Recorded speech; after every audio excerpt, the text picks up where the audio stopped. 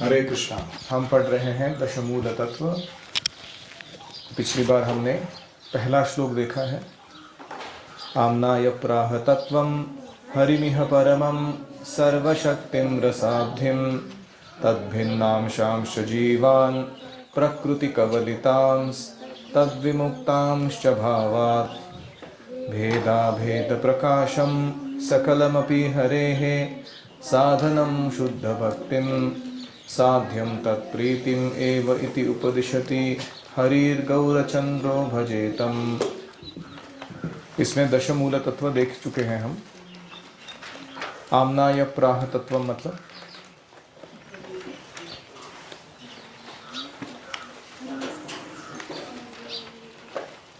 आम्नाय मतलब वेद। ये तत्व हमें बताते हैं, यानी वेद को हम प्रमाण मानते हैं। हरिमिह परमम मतलब भगवान हरि, हाँ, सुप्रीम पर्सन है। हरिमिह परमम सर्वशक्तिम, हाँ, वो सर्वशक्तिमान है।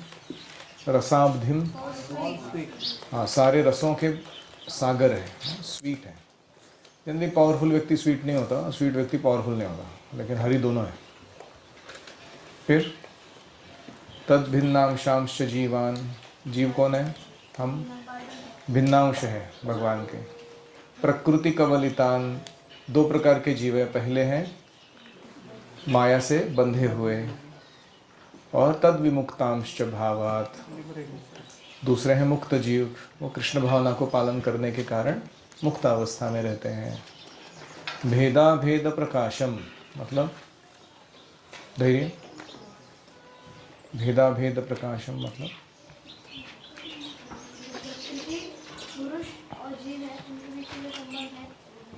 हाँ, चिंत्य भेदा भेद तत्व का संबंध है इन सबके बीच। सकलमपि, हाँ, सबके बीच। हरे है साधनम शुद्ध भक्ति, मतलब शुद्ध भक्ति क्या है? साधन है। शुद्ध भक्ति करने से हम इन सारे तत्वों को जान सकते हैं और हरि के साथ संबंध बना सकते हैं। साध्यम तत्प्रीतिम, साध्य क्या है? गोल। क्या है साध्य?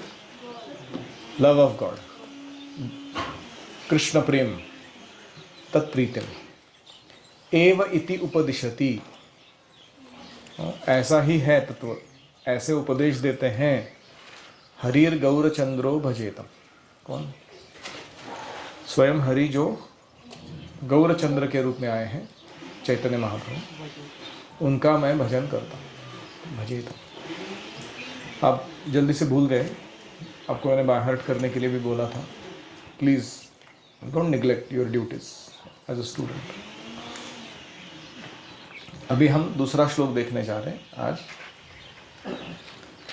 ये अभी आम्नाय प्राह तत्वम, यह जो पहला बात सामने रखा गया था, उसका विस्तार से वर्णन है। मेरे पीछे बोलिए। स्वतः सिद्धो वेदो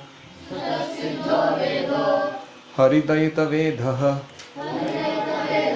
प्रभृतितः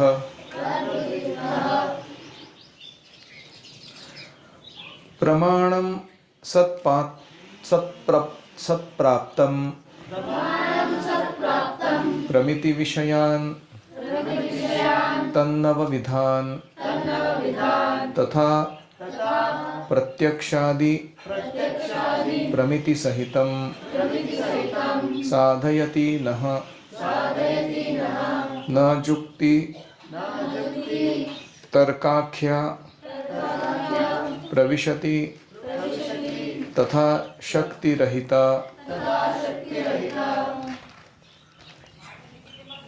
तो अभी भक्ति विनोद ठाकुर जो है इन 10 तत्वों का विस्तार से वर्णन एक एक करके देंगे। तो पहले कहते हैं स्वतः सिद्धो वेदः, वेद स्वतः सिद्ध है, यानी उनको कहीं बाहर से प्रूफ की ज़रूरत नहीं है कि वो जो बोल रहे वो सही है। जैसे आपकी माँ आपसे कहती है कि ये व्यक्ति आपका पिताजी है, हम क्या आर्ग्यूमेंट कर सकते हैं उसके साथ, उसके बारे में? मेरे को नहीं लगता यार भी मेरा पिता है घर के कोई दूसरा होगा ऐसा होता है कभी? माता अगर बोलती है ये व्यक्ति पिता है तो वही व्यक्ति पिता है कि नहीं? तो क्योंकि हम तो जन्म ही नहीं लिए थे, हम कैसे पता करेंगे कि किसके कारण हम माता पिता के रूप में जन्म लिए हैं? तो इसलिए माता का जो वचन है वो क्या है?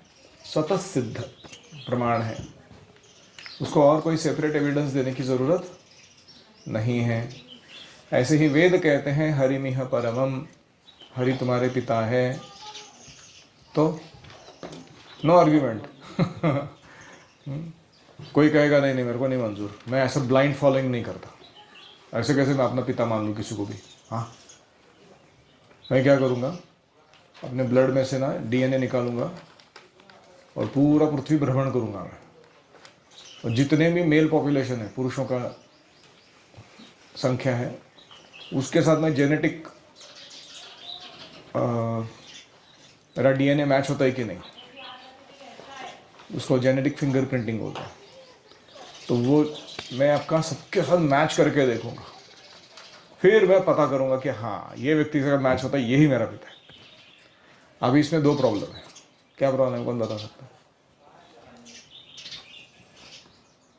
और एक्सपेरिमेंट को 8 मिनट लगते हैं, और लोग पृथ्वी का मेल पॉपुलेशन कितना रहेगा, मान के चलो 3.5 बिलियन है, आधा 3 बिलियन तो 3 बिलियन मल्टीप्लाइड बाई 8 मिनट्स, कितने मिनट लगेंगे एक्सपेरिमेंट पूरा करने के लिए? चलो 1 बिलियन पकड़ लो, 1 बिलियन इंटू 8 बिलियन मिनट्स। हमारा जीवन का मिनट निकाल के देखो कितना लंबा आयु है हमारा, वो एक्सपेरिमेंट पूरा ही नहीं होगा कभी। वो एक प्रॉब्लम है, क्योंकि आशंका हमेशा बनी रहेगी कि हो सकता है इसके साथ मैच हुआ और एक के साथ मैच हुआ तो आगे, या मैच हुआ ही नहीं किसी का तो मेरा पिता ही नहीं, कोई ऐसा होगा फिर? कितना रिडिकुलस लगता है ना प्रपोजल। ये एक प्रॉब्लम। दूसरा प्रॉब्लम क्या है ये एक्सपेरिमेंट करने में, कौन बता सकता है? कि वो फिंगरप्रिंटिंग, जेनेटिक फिंगरप्रिंटिंग करने के बाद तुमको 20, 25, 30 लोग मिलेंगे जिनके साथ तुम्हारा मैच हो रहा है, तो तुम क्या करोगे? तो क्या गेस वर्क से बोलोगे कि ये है शायद ये मेरा पिता है, ऐसे बोलोगे? तो इस तरीके से ये प्रत्यक्ष प्रमाण से ढूंढने का बात नहीं है। ये शब्द से ही आएगा कि माता ने बोला ये पिता है, बस बात खत्म। हाँ, उधर आर्ग्यूमेंट नहीं कर सकते। तो ये है स्वतः सिद्धो वेद। तो हरिदयित वेद्य प्रभृतितः, जो हरिदयित यानी भगवान हरि ने दयावश हमें वेद साहित्य दिया है, वेद्य प्रभृतितः, ये महानतम आचार्यों के द्वारा, महानतम व्यक्तियों के द्वारा समझा गया है वैदिक ज्ञान। तो जैसे ऋग्वेद में कहते हैं अस्य महतो भूतस्य निश्वसितम एतत्। वेद कहाँ से आते हैं? ये भगवान के ब्रीदिंग से आते हैं, भगवान की सांस, वही वेद ध्वनि है, ऐसे ऋग्वेद कहता है। तो सबसे पहले प्रभृतितः मतलब सबसे बड़ा, इस ब्रह्मांड का सबसे बड़ा व्यक्ति कौन है? ब्रह्मा जी। उनके ऊपर तो कोई है नहीं, है कि नहीं? पहला जो कहेंगे आदिकर्ता इस ब्रह्मांड के, वो तो वही ब्रह्मा जी हैं। और वो कौन है? भगवान के क्लोज एसोसिएट है, बहुत निकट संग मिला है उनको। तो ब्रह्मदेवानां प्रथमः संबभूव, ये दिखाता है कि मुंडक उपनिषद से है ये, कि सर्वप्रथम ब्रह्मा जी बनाए गए, क्रिएट किए गए, और उनके पास ये वेदों का ज्ञान रखा गया, उनको समझाया गया।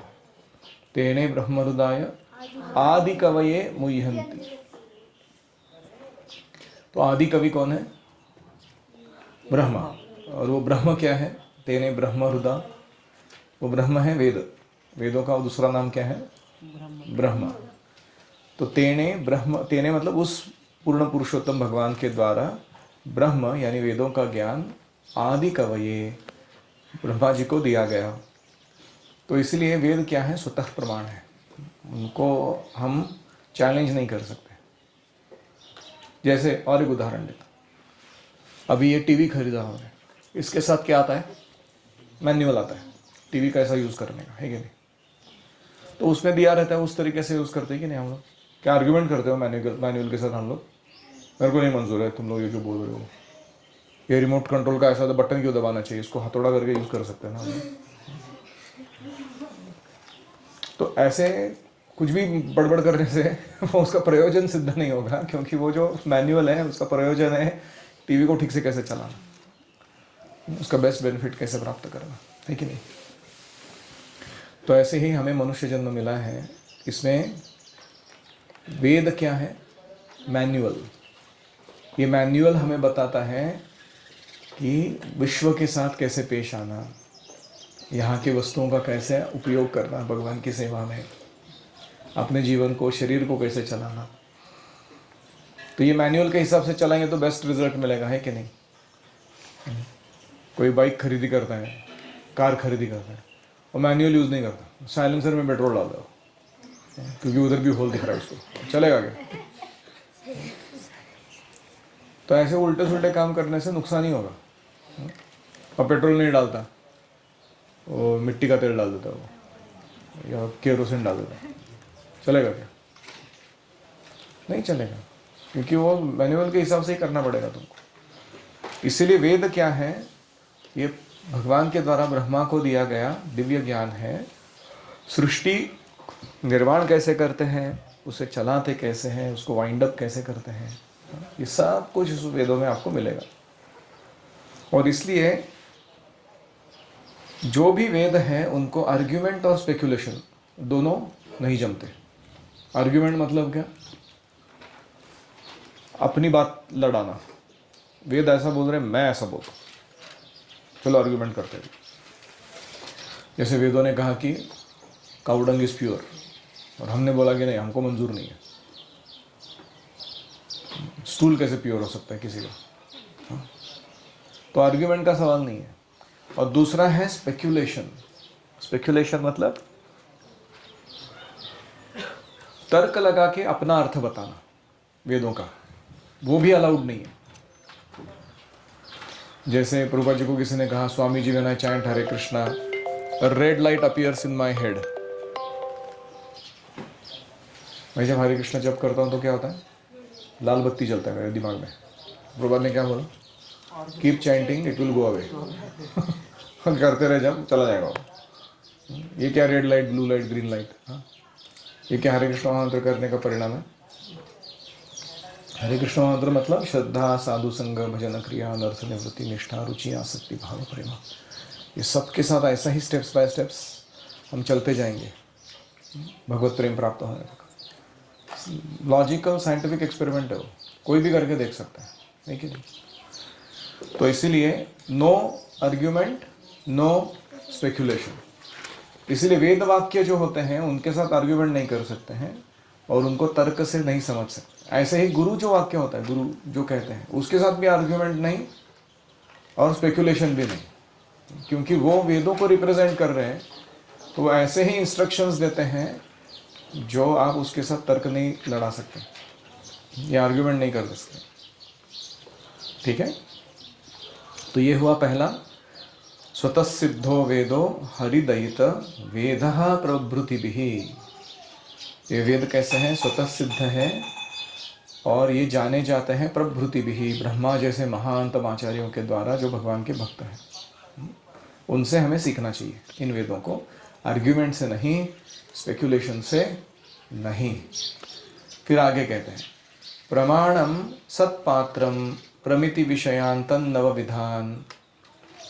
इसका अर्थ है प्रत्यक्षादि प्रमिति सहितम।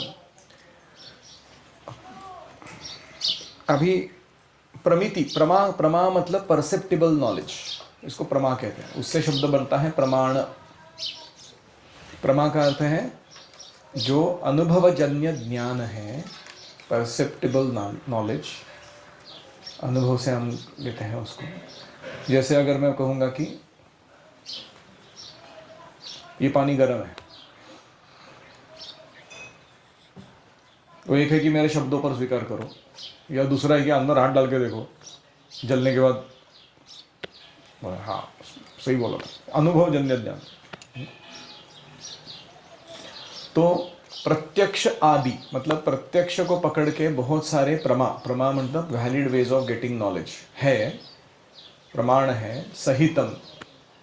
तो वेद प्रत्यक्ष, अनुमान, ऐतिह्य, शब्द, ऐसे जितने भी प्रकार के प्रमाण हैं उन सब को इंक्लूड करते हैं। ऐसा नहीं कि वेद जो बोल रहे हैं वो तुम अनुभव नहीं कर सकते हो, वो प्रत्यक्ष रूप से देख नहीं सकते हो, ऐसा नहीं है। भगवद्गीता में क्या कहते हैं? प्रत्यक्ष अवगमम धर्म्यम सुसुखम कर्तुम अव्ययम। ये भगवद्गीता का नॉलेज कैसा है आदित्य? प्रत्यक्ष अवगमम मतलब अपने इंद्रियों से अनुभव किया जा सकता है कि ये सही है, सही चीज बोल रहे हैं। प्रत्यक्षादि प्रमिति सहितम। तो अभिप्रमा यानी अलग अलग वेज ऑफ गेटिंग नॉलेज कौन कौन से हैं? पहला है प्रत्यक्ष प्रमाण। प्रत्यक्ष मतलब हाँ, प्रति अक्षर, जो आंखों से दिखता है, कानों से सुना जाता है। तो हमारे ईयर्स, नोज, स्किन, टंग, आईज, इनसे जो अनुभव से हम प्राप्त कर सकते हैं उसको क्या कहते हैं? प्रत्यक्ष। जैसे हम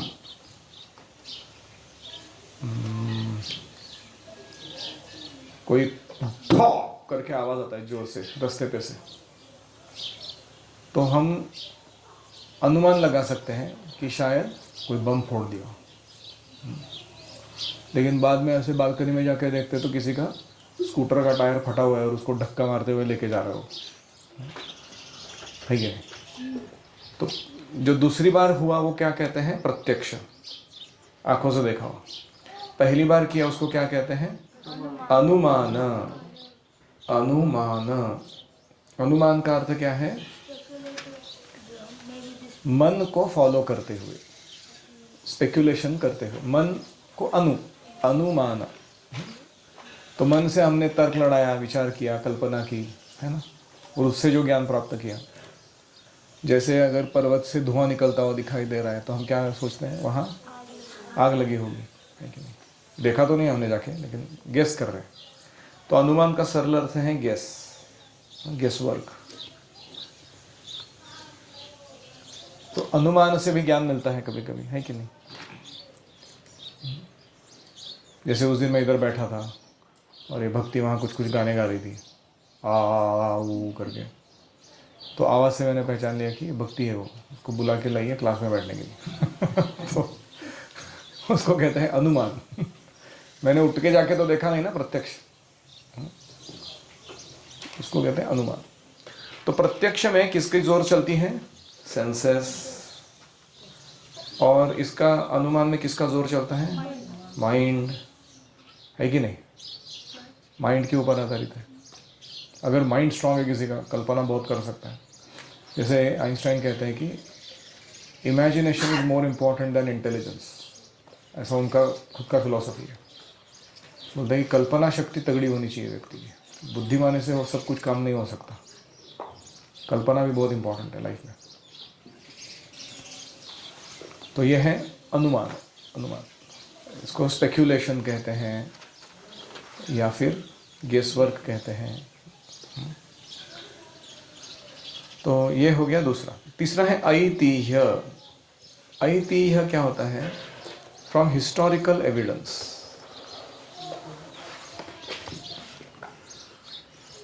जैसे शिवाजी महाराज थे कि नहीं, हमको क्या मालूम, हमने देखा उनको, लेकिन हम इतिहास से मिले हुए जो प्रमाण होते हैं, जैसे उनके दुर्ग हैं या उनके बारे में बखर लिखा गया है इतिहास, या फिर उनके वस्त्र या तलवार या बाघनख या जो भी, वो सब अभी भी है, तो इसको ऐतिहासिक प्रमाण बोलते हैं। तो उससे पता चलता है। तो अनुमान माइंड से, ऐतिह्य हिस्टोरिकल एविडेंस।